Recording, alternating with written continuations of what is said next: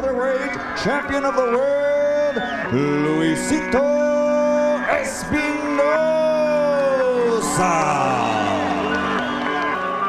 Pero kamusta yung training mo dito, Kuya Luiso? Okay naman. Masaya ako dito. Every week, training kami sa akin. Bakit mo naisipan mag-stand? Wala, may nag-invite sa akin na nag-enjoy lang. Medyo, meron lang wala magawa. Oo, tama. Ano kayo ba ng boxing tsaka ng stand? Ang layo? Oo. May cinematic paano? Iba yung cinematic sa bawah. Di ka nahirapan? Kasi nahirapan ako dito. Pero sa boxer rin, walang yung kumapit. Pero ito, tatandaan mo kailangan ito eh. Sa boxing hindi eh. Naka-automatic yung kamay namin. Pero itong paggagawa ng dito lang, cinematic, mahirap. Oh, numero? Mahirap sa uluwi. Sa uluwin yung number yun. Pagtandaan.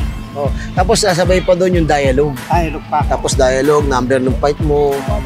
Siyempre yung pag-iingat na matamaan mo yung fight mo. Kamusta experience mo sa Bata Quiapo?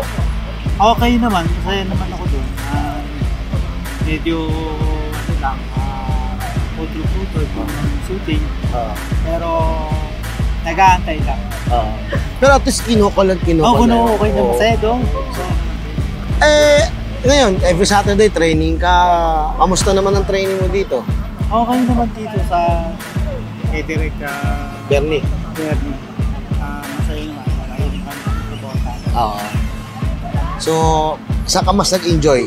Sa boxing o sa cinematic fight?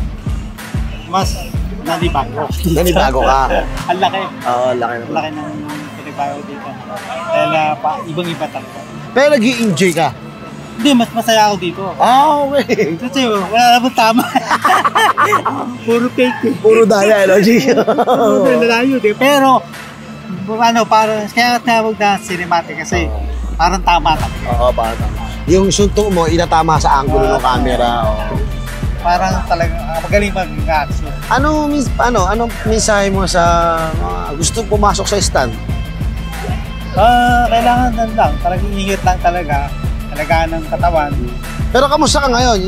Okay naman, pero sa pangon ng boxing, wala man diferensya, kalimutin na ako talaga. Dahil sa epekto ng boxing. Tama. Okay. May mga damage din ako eh.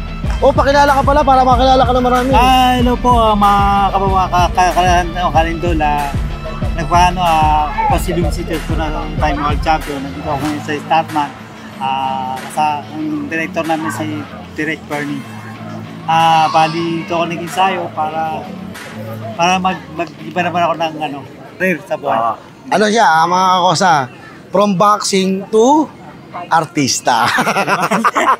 Acting. Thank you, Kuya Luisito. Salamat. Approve, mga kakosa.